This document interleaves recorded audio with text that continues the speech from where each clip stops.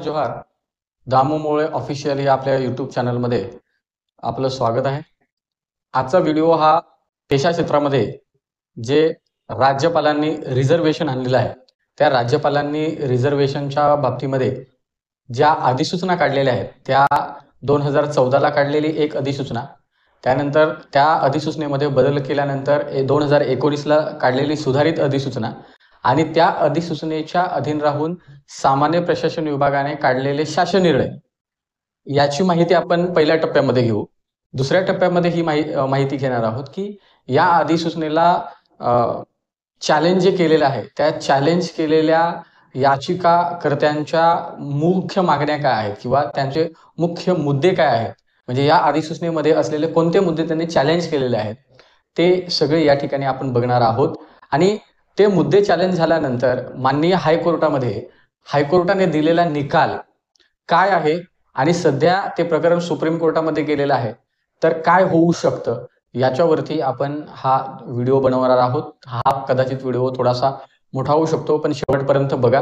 तुम्ही जर माझ्या चॅनलला नवीन असाल तर चॅनलला सबस्क्राईब करायला विसरू नका, लाईक करा आणि हा व्हिडिओ जास्तीत जास्त पेशा क्षेत्रातल्या उमेदवारांपर्यंत पोहोचवा. काही लोकांना असं वाटतं की बाबा जे मोळे सर जजमेंट टाकतात, म्हणजे जे काही जजमेंट आतापर्यंत आपण 4 जजमेंट बघितले, त्या जजमेंट मोळे सरांनी ती जी जजमेंट आहे ती जजमेंट याचिकाकर्त्यांच्या मूळ याचिका जी आहे, त्यांची मूळ जी मागणीची याचिका आहे जी मुंबई हायकोर्टामध्ये त्यांनी दिली होती, त्यामध्ये जे काही त्यांची मूळ याचिका आहे त्या याचिकेमध्ये ज्या ज्या सुप्रीम कोर्टाच्या किंवा हायकोर्टाच्या जजमेंटचा आधार घेतलेला आहे तीच जजमेंट मी तुम्हाला सांगितलेली आहे. त्यामुळे त्यांना ऑलरेडी ही जजमेंट माहिती आहेत, म्हणूनच त्यांनी माननीय सुप्रीम कोर्टामध्ये त्याचा रेफरल दिलेला आहे. तीच जजमेंट त्यांनी रेफरल म्हणून मुंबई हायकोर्टात वापरली होती, पण माननीय कोर्टाने जो काही डिसिजन दिला तो डिसिजन सुद्धा या आपल्या व्हिडिओमध्ये आपण बघणार आहोत. तर चला मित्रांनो, व्हिडिओला सुरुवात करूया. तर मित्रांनो, या स्क्रीनवरती जे काही दिसत आहे त्यामध्ये महाराष्ट्र शासनाचं हे राजपत्र आहे आणि राज्यपालांनी ही काढलेली अधिसूचना आहे. ही अधिसूचना दिनांक 9 जून 2014ला काढलेली आहे. म्हणजे माननीय राज्यपालांनी पहिली जी अधिसूचना काढली ही 9 जून 2014ला काढली आणि या 9 जून 2014च्या अधिसूचनेमध्ये नेमकं काय मांडलं गेलेलं आहे ते आपण थोडक्यात बघतोय. यामध्ये त्यांनी असं मेन्शन केलेलं आहे की भारताचे संविधान म्हणजे भारतीय संविधानाच्या 5व्या अनुसूचीतील परिच्छेद 5 व उपपरिच्छेद 1, कारण हे आपण बघितले ऑलरेडी काही जजमेंटमध्ये आपण बघितले की राज्यपाल काय करू शकतात, तर संसद अथवा राज्य विधिमंडळाने पारित केलेला एखादा विशिष्ट कायदा किंवा अनुसूचित क्षेत्र किंवा राज्यातील तत्सम भागांना लागू करू नये किंवा अनुसूचित क्षेत्र किंवा राज्यातील तत्सम भाग यांना अधिसूचित निर्विदिष्टपणे नमूद केलेले अपवाद किंवा बदलांच्या अधीन राहून लागू करावा असं या ठिकाणी म्हणजे नमूद आहे. आता हे काय आहे ते तुम्हाला सांगतो की भारतीय कॉन्स्टिट्यूशनमध्ये जे 5वी अनुसूची आहे त्या 5व्या अनुसूचीमध्ये महाराष्ट्र राज्य येतं. महाराष्ट्राला 5वी अनुसूची लागू आहे.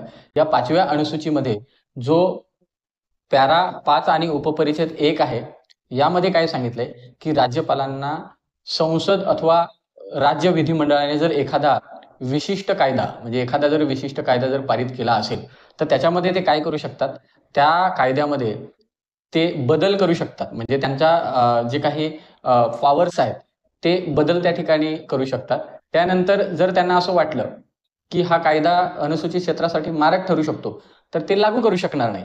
तर हे राईट्स त्यांना आहेत आणि त्यामुळे महाराष्ट्रातल्या राज्यपालांनी अधिसूचना काढण्याचा जो निर्णय घेतला तो कसा घेतला ते मूळ कुठून आलं ते सांगतो की महाराष्ट्र राज्यामध्ये जे अनुसूचित क्षेत्र आहे म्हणजे शेड्यूल एरिया आहे, त्या शेड्यूल एरियामध्ये मानव विकास निर्देशांक, मागासलेपण, दुर्गमता, गरिबी दिसून येते आणि अनुसूचित क्षेत्राचे जे सामाजिक निर्देशांक आहे ते काय आहे, मागासलेलं आहे. सामाजिक निर्देशांकांच्या सरासरीपेक्षा ते कमी आहे. हे एक कारण त्यामध्ये पहिल्यांदा आलं की ही अधिसूचना आणण्यामागं काय होतं विषय तो आपण समजून घेतोय. त्यानंतर भारतीय संविधानाच्या अनुच्छेद 43 नुसार जे काही अनुसूचित जमातीचे शैक्षणिक आणि आर्थिक हित विशेष काळजीपूर्वक जोपासण्याचं जे कर्तव्य आहे त्या कर्तव्याचा रेफरन्स या अधिसूचनेमध्ये जोडलेला आहे. त्यानंतर जे महाराष्ट्राचे राज्यपाल आहेत त्या राज्यपालांना सल्ला देण्यासाठी म्हणून जी आदिवासी सल्लागार परिषद नेमलेली असते, त्या अनुसूचित जमातीची आदिवासी सल्लागार परिषद जी आहे, त्या परिषदेने अ, अनुसूचित क्षेत्रामध्ये सेवा पुरवण्यासाठी अडचणी, रिक्त पदं राहतात, कर्मचाऱ्यांची उपस्थिती कमी प्रमाणात असते, कर्मचाऱ्यांनी कामात पुरेसा रस दाखवत नाहीत आणि त्या कर्मचाऱ्यांना स्थानिक बोलीभाषा अवगत नाही आणि या बाबी पुढे आणल्या, चर्चा केली त्याच्यावरती. त्यानंतर त्यांनी असं म्हटलं, की ही जी सल्लागार परिषद आहे, यांनी राज्यपालांना तलाठी, सर्वेक्षक, ग्रामसेवक, अंगणवाडी पर्यवेक्षक, शिक्षक, आदिवासी विकास निरीक्षक, कृषी सहाय्यक, पशुसंवर्धन सहाय्यक, परिचारिका, गट अ आणि गट ड या विभागातील समकक्ष म्हणजे एकूण आता ती 17 पदं झालेली आहेत. तर या 17 पदांमध्ये आरक्षण लागू करण्याची काय केली? शिफारस केली. टीएसीने ट्रायबल ॲडवायझरी कमिटी कौन्सिल याने ही काय केली? शिफारस सुचवली आणि मग या शिफारशीच्या अधीन राहून महाराष्ट्रातल्या राज्यपालांनी त्यावेळेसचे जे कोणी राज्यपाल होते, ते राज्यपाल होते के. शंकर नारायणन यांनी काय केलं? ही अधिसूचना काढली. तर ही अधिसूचना कोणाच्या सांगण्यावरून आली? तर ही अधिसूचना आली टीएसीच्या सांगण्यावरून, टीएसीच्या शिफारशीवरून आलेली आहे. आता या शिफारशीमध्ये नेमकं काय काय म्हटलं आहे ते आपण थोडक्यात बघितलं, की ही आम्ही अधिसूचना आणली, ती अधिसूचना कुठून आणली, कशासाठी आणली आणि त्याच्यामध्ये कोणती पदं आहेत. तर ही 9 जून 2014ची ही अधिसूचना होती.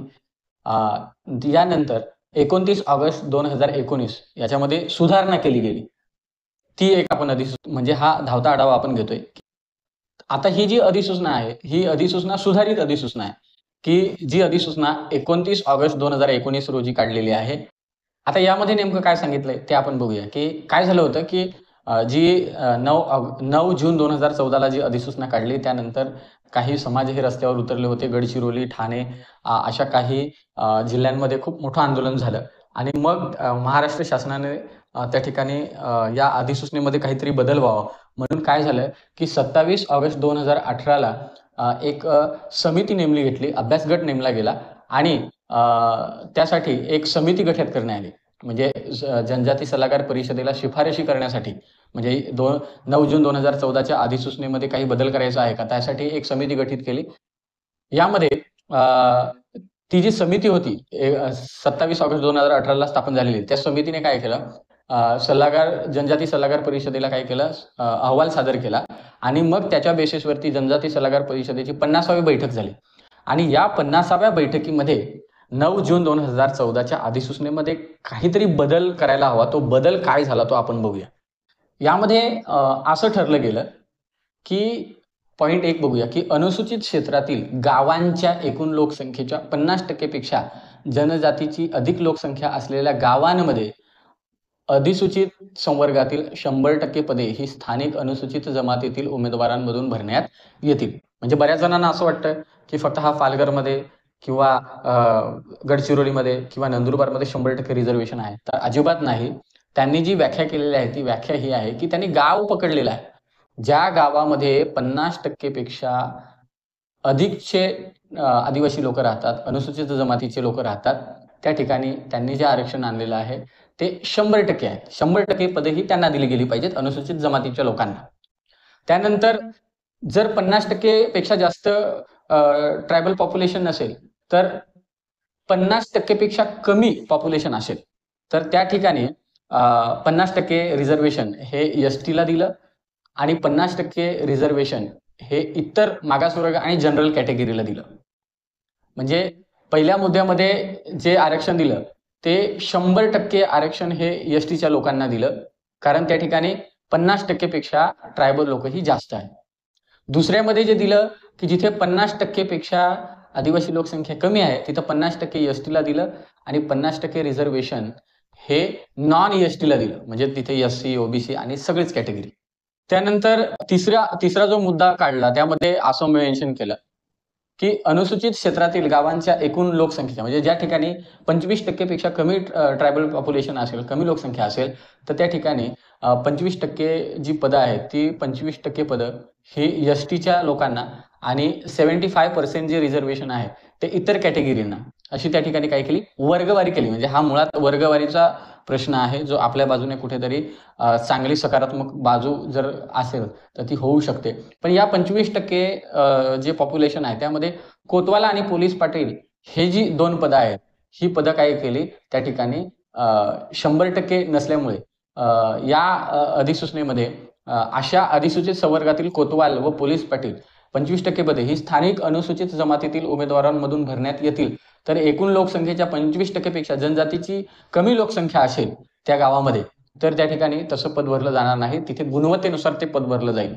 असं एकंदरीत काय झालेलं आहे, की जे काही आरक्षणाची टक्केवारी ठरवलेली आहे, ती टक्केवारी या 3 पॉइंटने आलेली आहे मित्रांनो. म्हणजे बऱ्याच जणांना असं वाटतं, की फक्त हे 3च जिल्ह्यांसाठी 100% रिझर्व्हेशन आहे. तर असं नाहीये. नाशिक असेल, नांदेड असेल, त्या ठिकाणी यवतमाळ असेल, धुळे असेल, या ठिकाणी नगर असेल, अशा ठिकाणी 50% पेक्षा जास्त आदिवासी लोक राहत असलेली गावं नाही आहेत का? मग जर आहे, तर त्या ठिकाणी जे आरक्षण आहे ते 100% आहे. 50% पेक्षा जर कमी आदिवासी लोकसंख्या राहत असेल त्या गावामध्ये, तर 50% एसटीला दिलंय. 25% पेक्षा कमी आदिवासी लोकसंख्या जर त्या गावामध्ये राहत असतील, तर 25% हे आदिवासींना दिले.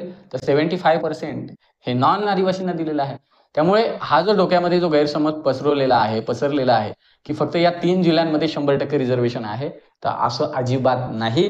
100% रिझर्व्हेशन हे जे 13 शेड्यूल जिल्हे आहेत, त्या 13च्या 13 शेड्यूल जिल्ह्यांमध्ये 100% रिझर्व्हेशन आहे. त्याच 13 जिल्ह्यांमध्ये 50% रिझर्व्हेशन आहे आणि त्याच 13 जिल्ह्यांमध्ये 25% रिझर्व्हेशन सुद्धा आहे. आता या अधिसूचनेमध्ये जी काही स्थानिक रहिवासीची व्याख्या केलेली आहे, ती स्थानिक रहिवासीची व्याख्या आपण बघू, की माननीय अधिसूचनेच्या प्रयोजनार्थ स्थानिक अनुसूचित जमातीतील उमेदवार याचा अर्थ म्हणजे स्थानिक अनुसूचित जमातीचा उमेदवार नेमका कोण पकडावा? तर त्या ठिकाणी त्याचा अर्थ या अधिसूचनेमध्ये दिलाय, की तो उमेदवार म्हणजे जो अर्ज करणारा उमेदवार आहे तो स्वतः किंवा मग त्याचे वैवाहिक साथीदार. म्हणजे मुलींच्या बाबतीमध्ये हा प्रश्न निर्माण होतो, की एखाद्या मुलीने एसटी मुलीने एखाद्या त्या पेशा क्षेत्रातल्या उमेदवारासोबत किंवा पेशा क्षेत्रातल्या मुलासोबत लग्न केलं तर त्याला लाभ मिळतो की नाही? तर मिळू शकतो. त्यानंतर त्याचे माता-पिता किंवा आजी-आजोबा हे 26 जानेवारी 1950 पासून त्या जिल्ह्यामध्ये सलग राहायला पाहिजेत. म्हणजे 26 जानेवारी 1950 पासून तो उमेदवार स्वतः, वैवाहिक साथीदार, त्याचे माता-पिता किंवा आजी-आजोबा जे असेल ते या व्याख्येमध्ये बसणाऱ्यांपैकी ते सलग तिथे राहिले पाहिजेत. म्हणजे 1950 पासूनचे पुरावे पाहिजेत त्यांच्याकडे. तिथून ते राहत आले पाहिजेत. असे लोकच फक्त अनुसूचित जमातीचे उमेदवार आणि ते स्थानिक आहेत, अशी व्याख्या या ठिकाणी करण्यात आली. म्हणजे हे आपण मागच्या जजमेंटमध्ये हे सगळं सुद्धा बघितलेलं आहे. आता मित्रांनो, ह्या 2 ज्या आपण अधिसूचना बघितल्या, या अधिसूचना 9 जून 2014 त्यामध्ये बदल केला गेला आणि नवीन अधिसूचना काढली 29 ऑगस्ट 2019. या 2 अधिसूचना ह्या 13 जिल्ह्यातल्या शेड्यूल एरियासाठी लागू आहेत. आणि आता ज्या काही अधिसूचना 2 तुम्हाला मी सांगितल्या, त्या सुधारित अधिसूचनेनुसार महाराष्ट्र शासनाने काय केलं? महाराष्ट्र शासनाने जी 29 ऑगस्ट 2019 ची जी अधिसूचना आहे, त्या अधिसूचनेला धरून असलेली जी 17 संवर्गाची पदं आहेत, ती सरळ सेवेने भरण्यासाठी म्हणून काय काढला? 1 फेब्रुवारी 2023ला शासन निर्णय काढला. म्हणजे 29ला अधिसूचना सुधारली. त्याचा शासन निर्णय आला 2023ला, कारण मध्यंतरी काही समिती गठीत झाल्या होत्या. त्या समितीचा अहवाल पण आहे आपल्याकडे. तर 1 फेब्रुवारी 2023ला ही अधिसूचनेच्या अधीन राहून सामान्य प्रशासन विभागाने जी-आर काढला. तर या जी-आरमध्ये काय आहे ते आपण थोडक्यात बघूया.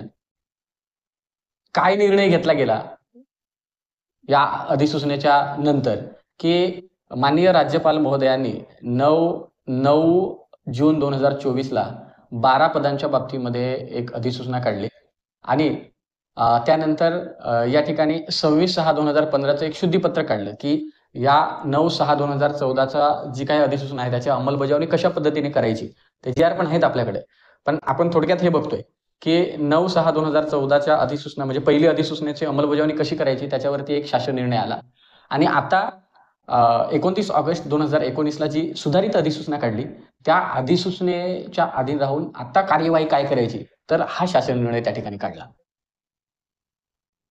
त्या ठिकाणी असं म्हटलंय बघा, मी मगाशी बोललो की हे फक्त 100% रिझर्वेशन, 50% रिझर्वेशन, 25% रिझर्वेशन. म्हणजे बऱ्याच जणांना असं वाटतं की 3च जिल्ह्यांमध्ये 100% रिझर्वेशन आहे, आमच्या काही जिल्ह्यांमध्ये 50%च रिझर्वेशन आहे, त्यामुळं आम्हाला कुठलीही अडचण नाही. तर असं नाहीये मित्रांनो. ठाणे, पालघर, नाशिक, धुळे, नंदुरबार, जळगाव, नगर, पुणे, नांदेड, अमरावती, यवतमाळ आणि गडचिरोली व चंद्रपूर असे 13 जिल्हे आहेत जे शेड्यूल एरियामध्ये महाराष्ट्र शासनाने घोषित केलेले आहेत. अशा 13 जिल्ह्यांचा या ठिकाणी समावेश आलाय. म्हणजे ही जी अधिसूचना आहे ही 13 जिल्ह्यांना लागू आहे. एकदा हा मुद्दा क्लिअर करून घ्या.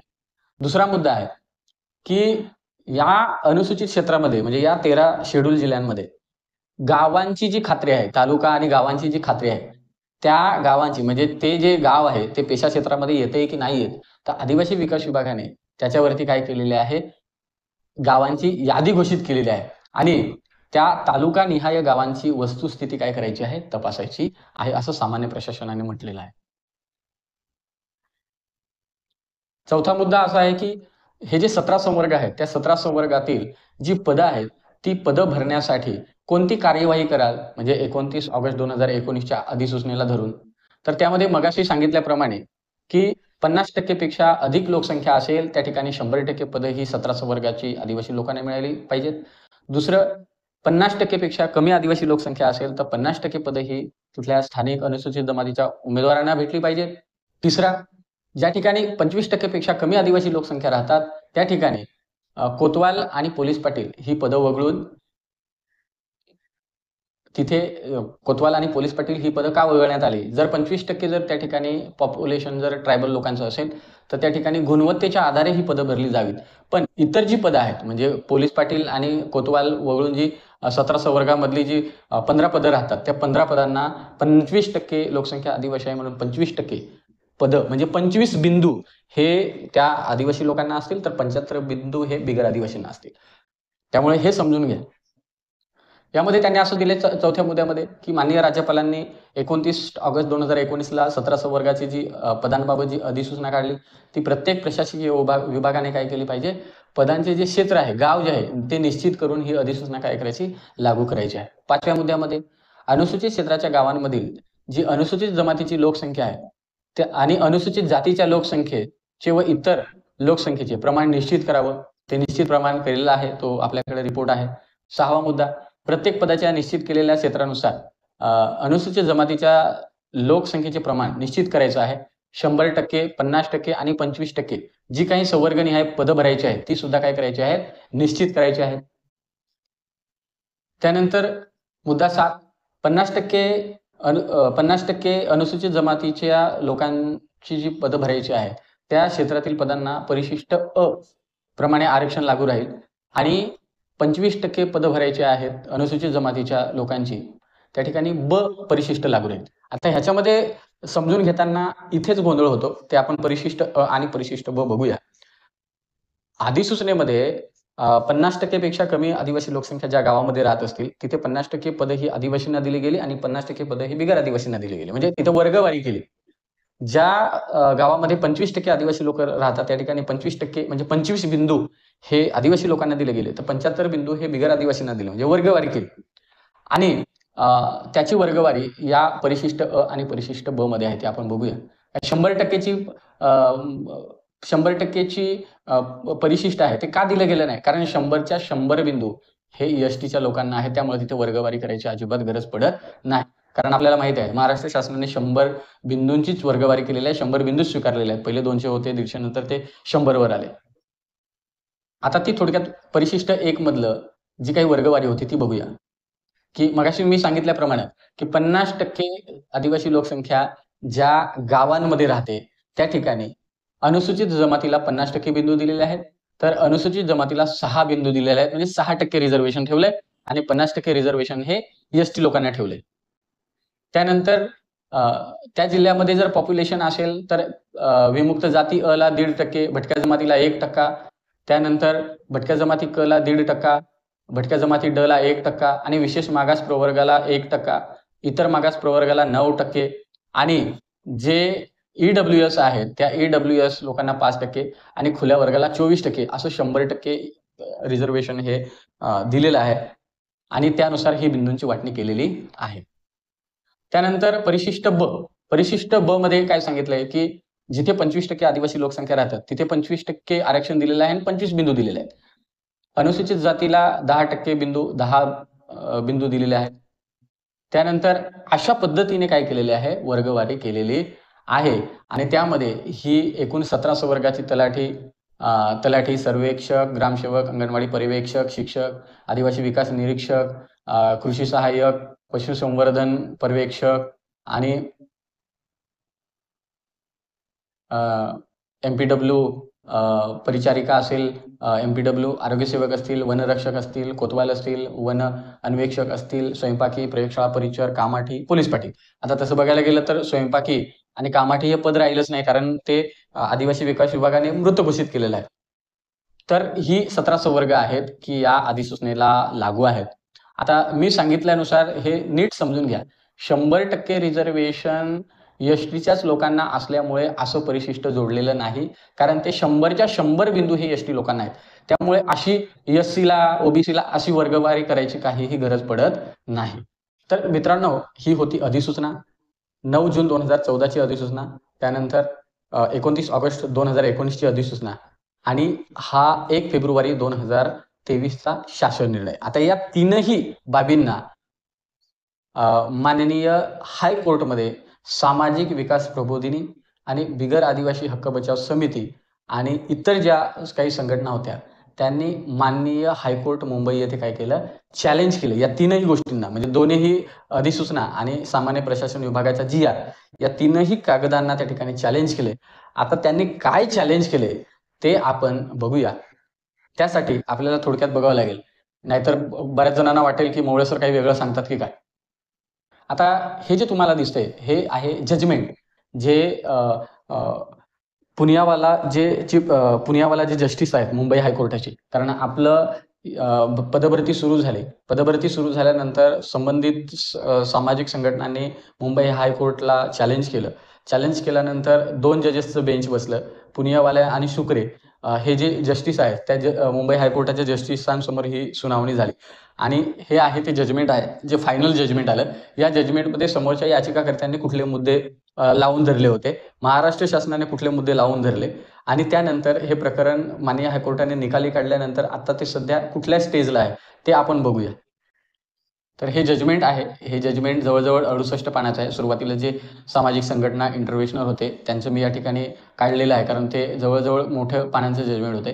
तर हे जजमेंट आहे, जे जजमेंट पुनियावाला आणि सुनील शुक्रे यांच्या बेंचने हे दिलेलं आहे. ते आपण थोडक्यात बघूया. त्याच्यामध्ये नेमके काय काय मुद्दे आहेत, काय काय गोष्टी चॅलेंज केलेल्या आहेत महाराष्ट्र शासनाच्या एजींनी. म्हणजे बिरेंद्र शराफ यांनी कोणती बाजू मांडली. याचिकाकर्त्यांच्या बाजूने माजी एजी म्हणजे एक्स एजी जे कुमकोणी साहेब होते त्यांना अपॉइंट केलं होतं विरोधी पार्टीने. त्यांनी काय त्या ठिकाणी मुद्दे उपस्थित केले ते आपण बघूया. तर आता जे काही आपण अधिसूचना 2 पाहिल्या आणि महाराष्ट्र शासनाचा शासन निर्णय पाडला, तर पेसा भरतीची जी याचिका आहे त्या याचिकेमध्ये मुंबई हायकोर्टामध्ये समोरच्या पार्टीने काय मेन्शन केलं होतं, कुठले मुद्दे चॅलेंज केले होते, त्याची वस्तुस्थिती आणि कोर्टाचा निर्णय आपण बघणार आहोत आणि पेसा भरतीचे प्रकरण सुप्रीम कोर्टात कसं पोचलं हे आपण बघूया. मित्रांनो, यामध्ये आपण थोडक्यात पार्श्वभूमी जाणून घेऊ, ते आपण बघितलीच. पण सामाजिक विकास प्रबोधिनी या संस्थेने जी याचिका 3854 रिट पिटिशन आहे, 3854/2023 अन्वये ही दाखल केली. आता ही जी संस्था आहे सामाजिक विकास प्रबोधिनी, ही गैर आदिवासी समाजाच्या अधिकारांचं संरक्षण करण्यासाठी स्थापन झालेली असून ती पालघर जिल्ह्यातील आहे. आता हे त्यांनी त्यांच्या याचिकेमध्ये मांडलेल्या गोष्टी आहेत आणि माननीय कोर्टाच्या निर्णयामध्ये असलेली गोष्टी आहेत. त्या तुम्हाला फक्त मी या ठिकाणी मुद्द्यांच्या स्वरूपात दाखवतोय. आता या याचिकेमध्ये काय चॅलेंज केले, तर 29 ऑगस्ट 2019ला म्हणजे आपण मगाशी जी अधिसूचना बघितली त्याला चॅलेंज केले आणि त्यानंतर 1 फेब्रुवारी 2023 आणि 28 फेब्रुवारी 2023 हे जे 2 शासन निर्णय निघाले त्याला चॅलेंज केलं. म्हणजे आता मगाशीच आपण 1 फेब्रुवारी 2023चा शासन निर्णय बघितला आणि जे अधिसूचना आहेत राज्यपालांनी काढलेल्या या तीनही गोष्टींना सामाजिक विकास प्रबोधिनी आणि तत्सम याचिकाकर्त्यांनी विरोधी पार्टीच्या आपल्या त्यांनी माननीय हायकोर्टामध्ये चॅलेंज केलं. आता आपण हे बघितलंय तरी पण आपण थोडक्यात धावती या ठिकाणी चर्चा करूया. राज्यपालांची अधिसूचना त्यांनी 29 ऑगस्ट 2019ला काढली. ही स्थानिक एसटीच्या उमेदवारांना प्राधान्य देते, त्याला चॅलेंज केलं. त्यानंतर जी रिझर्वेशनची वर्गवारी केली की 50% पेक्षा जास्त आदिवासी लोकसंख्या असेल तर 100% रिझर्वेशन, 50% पेक्षा कमी आदिवासी लोकसंख्या असेल तर 50%, 25% पेक्षा आदिवासी लोकसंख्या कमी असेल तर 25% रिझर्वेशन, ही वर्गवारी केली, त्याला चॅलेंज केलं. म्हणजे सामान्य प्रशासन विभागाच्या GR ला चॅलेंज केलं. त्यानंतर त्या अधिसूचनेमध्ये हे मेन्शन केलं की सर्व पदांमध्ये 1/3 जी पदं आहेत ती एसटीच्या महिलांसाठी राखीव असतील आणि जो स्थानिक उमेदवार पाहिजे, म्हणजे जो स्थानिक उमेदवार पाहिजे तो स्थानिक उमेदवार हा 26 जानेवारी 1950 पासूनचा एसटी उमेदवार पाहिजे, यालाही त्यांनी चॅलेंज केलं. आता विवादाचा मुख्य मुद्दा काय होता, तर 29 ऑगस्ट 2019ला काढलेली अधिसूचना याला चॅलेंज केलं. त्यानंतर याच अधिसूचनेमध्ये 50%, 25% आणि 100% जे रिझर्वेशन आहे ते ऑटोमॅटिकली चॅलेंज झालं.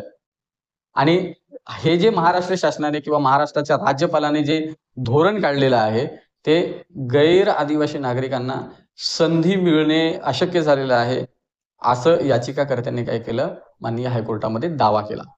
याचिकाकर्त्यांचं म्हणणं काय होतं ते आपण थोडक्यात बघू की याचिकाकर्त्यांच्या बाजूने ज्येष्ठ वकील कुमकुनी साहेबांनी हा मुद्दा तिथे मांडला. ते एक्स AG आहेत, ॲडव्होकेट जनरल, आणि महाराष्ट्राच्या वतीने आत्ताच्या सध्याचे जे AG आहेत ॲडव्होकेट जनरल जे बिरेंदर सराफ आहेत, त्यांनी बाजू मांडली. आता युक्तिवाद काय केला याचिकाकर्त्यांच्या बाजूने तो आपण थोडक्यात समजून घेऊया की याचिका उच्च न्यायालयात चालवता येते.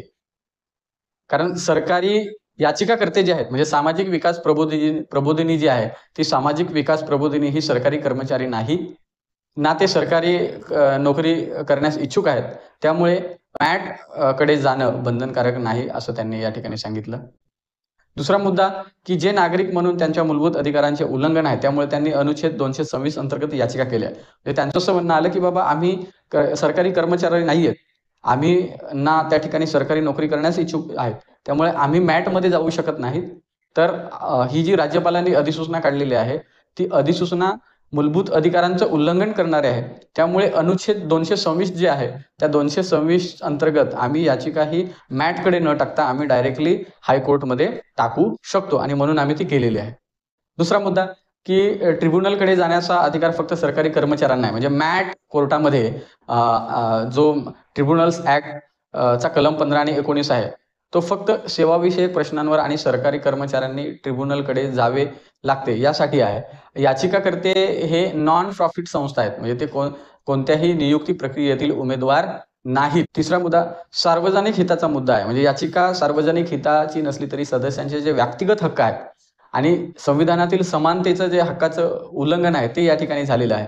ग्रामसेवक असेल, तलाठी असेल, पोलीस पाटील असेल किंवा इतर जी पदं आहेत त्या पदांवर नागरिक रोज व्यवहार करतात, त्यामुळे त्या नियुक्त्या ज्या आहेत त्या घटनासंमत असाव्यात अशी याचिकाकर्त्यांची अपेक्षा आहे.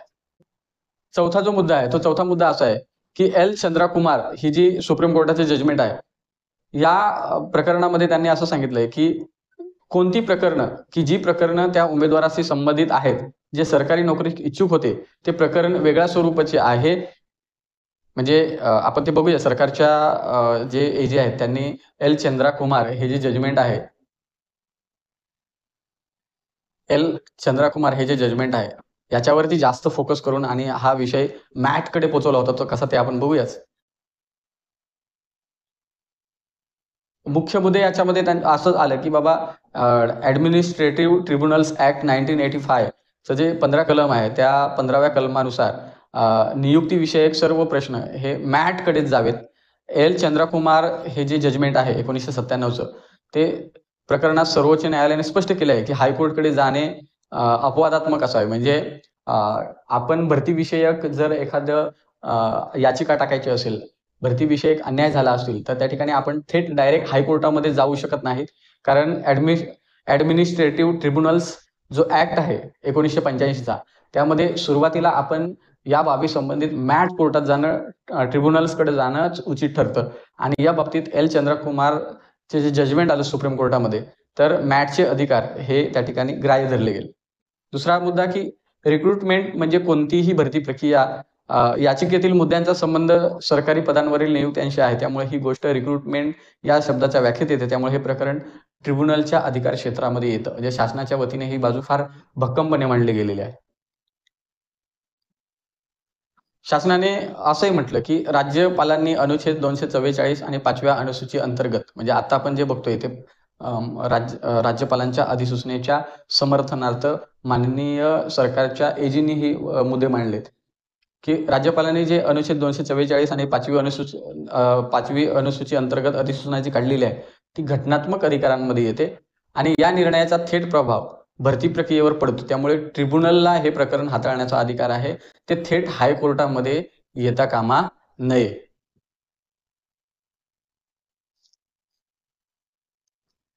ही याचिका ग्राह्य नाही, म्हणजे सरकारने सर्वप्रथम डायरेक्ट युक्तिवाद काय केला की बॉम्बे हायकोर्टमध्ये थेट दाखल होणे योग्य नाही, ते अयोग्य आहे. कारण हे प्रकरण रिक्रुटमेंट आणि सर्व्हिसच्या बाबतीमध्ये आहे आणि त्यामुळे रिक्रुटमेंट अँड सर्व्हिसच्या बाबतीमध्ये जे काही मुद्दे उपस्थित होतील ते मुद्दे मॅट कोर्टामध्ये चर्चेला जावेत, असं एल चंद्रकुमार जे जजमेंट आहे त्या जजमेंटमध्ये ऑलरेडी ट्रिब्युनल्स ॲक्ट 1985ला मान्यता दिलेली आहे आणि हे प्रकरण पहिल्यांदा मॅट कोर्टामध्येच जाणं अपेक्षित आहे. आता आपल्याला माहिती आहे की चेब्रुलूचं जजमेंट जे आलं होतं आंध्र प्रदेशचं, ते सुद्धा सुरुवातीला मॅट कोर्टामध्ये गेलं होतं. मॅट कोर्टातून मग ते हायकोर्टामध्ये आलं होतं आणि हायकोर्टातून ते सुप्रीम कोर्टात गेलं. आता राज्य शासनाने जे जजमेंट सांगितले की हे प्रकरण मॅटकडे जाणं का अपेक्षित आहे, याचिकाकर्ते माननीय हायकोर्टामध्ये आले ते अत्यंत चुकीचे आले. त्यांनी थेट हायकोर्टामध्ये नाही येता त्या ठिकाणी ते मॅट कोर्टाकडे ट्रिब्युनल्सकडे जाणं अपेक्षित होतं. त्यासाठी राज्य सरकारच्या वतीने काही जजमेंट सादर केली गेली. L Chandrakumar versus union of India 1997चं हे जजमेंट आहे. त्यामध्ये असं सांगितलंय की ट्रिब्युनल्स म्हणजे मॅट ही एक नियुक्ती आणि सेवा प्रश्नांवरील प्रथम मंच आहे. म्हणजे कॉन्स्टिट्युशनल मुद्द्यांवर सुद्धा ट्रिब्युनल्सकडे प्रथम जायला हवे. विजय घोरगे and others state of Maharashtra हे 2013चं सुप्रीम कोर्टाचं जजमेंट आहे. यामध्ये सुद्धा नियुक्तीविषयक प्रकरणे थेट हायकोर्टामध्ये चालू शकत नाही असं जजमेंट आहे, ते त्यांनी रेफरल केलं. त्यानंतर तिसरं गौरव गणेश दास डागा अँड अदर्स विरुद्ध Maharashtra public service commission and others जे 2022चं सुप्रीम कोर्टामधलं जजमेंट आहे. त्यामध्येही मुख्य मुद्दा हा विषयाला चर्चेला आलेला होता की ट्रिब्युनल्सकडे जाणे आवश्यक आहे. Chaitali Jitendra Kataria and others state of Maharashtra 2022चं जजमेंट आहे. त्यामध्ये सुद्धा सांगितलं की भरतीविषयक मुद्दे असतील तर ते ट्रिब्युनल्सकडे जाणं अपेक्षित आहे, हायकोर्टमध्ये डायरेक्टली येऊ शकत नाही. आता याच्यावरती न्यायालयाचा अंतिम निर्णय काय आला, म्हणजे आपण न्यायालयाचा अंतिम निर्णय काय आला ते आपण बघू. न्यायालयाने काय होतं की याचिकाकर्त्यांची विरोधी पार्टीचे जे याचिकाकर्ते होते किंवा जे काही इंटरव्हेनर जे सगळ्या ज्या याचिका होत्या त्या याचिका काय केल्या माननीय कोर्टाने फेटाळून लावल्या आणि यामध्ये असं सांगितलं की याचिकेतील विषय हे भरती विषयाशी संदर्भित असल्यामुळे आणि जे ॲडमिनिस्ट्रेटिव्ह ट्रिब्युनल्स ॲक्ट 1985 मधील कलम 15(1)(a) नुसार हा प्रकार महाराष्ट्र ॲडमिनिस्ट्रेटिव्ह ट्रिब्युनल्स मॅटच्या अधिकारात येतो आणि त्यामुळे हायकोर्टाने स्पष्टपणे म्हटलंय की या न्यायालयाकडे ही याचिका प्रथमदर्शनी स्वीकारण्याचा अधिकार नाही. ती सुरुवातीला मॅट कोर्टानेच ऐकणं अपेक्षित आहे आणि मॅटला त्या ठिकाणी विशिष्ट असे अधिकार आहेत आणि त्यामुळे हे प्रकरण त्या ठिकाणी डायरेक्टली भरती प्रक्रियेशी निगडीत असल्यामुळे माननीय हायकोर्टाने सगळ्याच्या सगळ्या याचिका फेटाळून लावल्या आणि त्या ठिकाणी पहिल्यांदा हे प्रकरण मॅट कोर्टातच ऐकलं गेलं पाहिजे हे सुप्रीम कोर्टाच्या काही जजमेंटचा आधार देऊन त्या ठिकाणी निर्णय दिला. आता यामध्ये असं म्हटलं की बाबा ट्रिब्युनल्स पूर्ण पर्यायी नाही पण प्राथमिक मंच आहे. कोर्टाने एल चंद्रकुमारचं जे जजमेंट आहे त्या जजमेंटमध्ये असं सांगितलंय की बाबा हे जे लोक आलेली आहेत हायकोर्टामध्ये ही लोक खूप चुकीच्या पद्धतीने या ठिकाणी ही जी लोक आलेली आहेत ही थेट हायकोर्टामध्ये न येता मॅटकडे जाणं अपेक्षित होतं पण ते इथे आले. त्यामुळे हे याचिका फेटाळून लावणं का योग्य आहे हे या ठिकाणी म्हटलं गेलंय. आता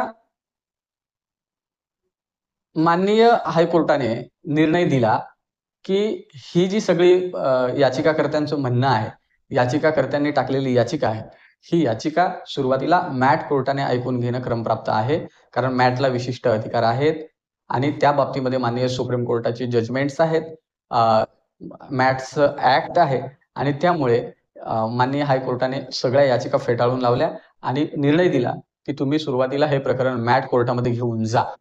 आता या निर्णयाला कुठे चॅलेंज करता येईल, तर जो हायकोर्टाने दिलेला निर्णय आहे, तो हायकोर्टाने दिलेला निर्णय जर याचिकाकर्त्यांना मॅट कोर्टात जाणं जर उचित वाटत नसेल, तर ते डायरेक्टली सर्वोच्च न्यायालयामध्ये जाऊ शकतात, म्हणजे सुप्रीम कोर्ट ऑफ इंडिया मध्ये जाऊ शकतात. पण सुप्रीम कोर्टामध्ये ते जाऊ शकतात, पण त्यासाठी विशेष अनुमती याचिका दाखल करावी लागेल, SLP. म्हणजे आता जी काही सामाजिक विकास प्रबोधिनीची जी याचिका आहे ती विशेष अनुज्ञा याचिका आहे, त्याला बोलतात स्पेशल लीव्ह पिटिशन, SLP.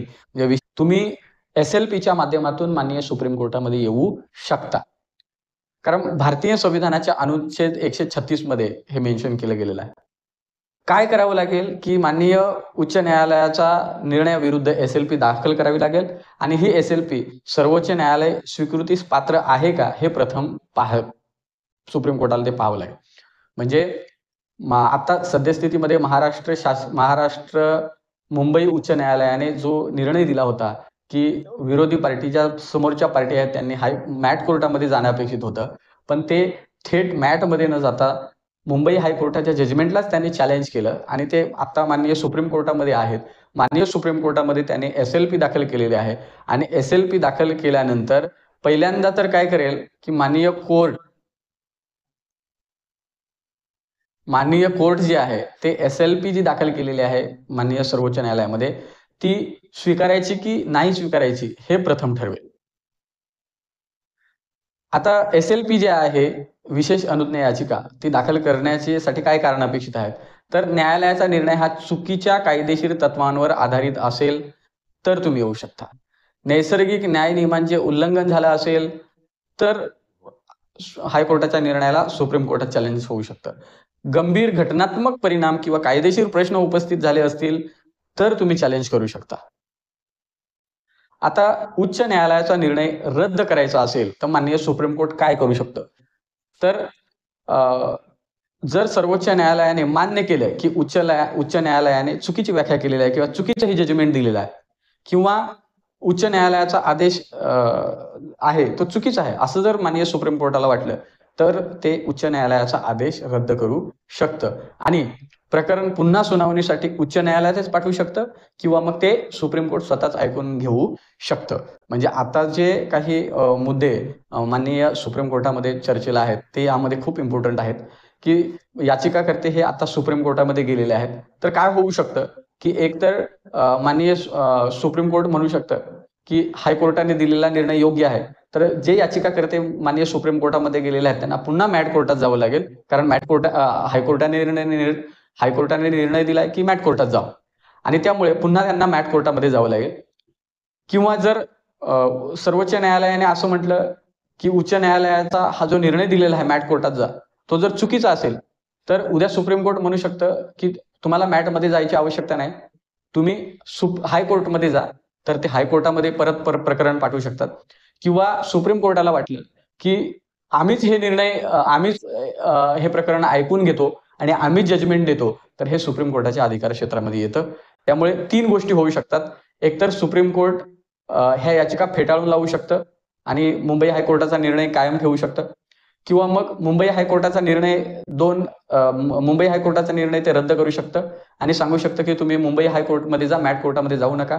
आणि तिसरा त्या ठिकाणी निर्णय होऊ शकतो की आम्हीच हे प्रकरण ऐकतो आणि आम्हीच निर्णय देतो. यापैकी 3 पैकी जे होईल ते महत्वपूर्ण आपल्याला बघायला मिळेल.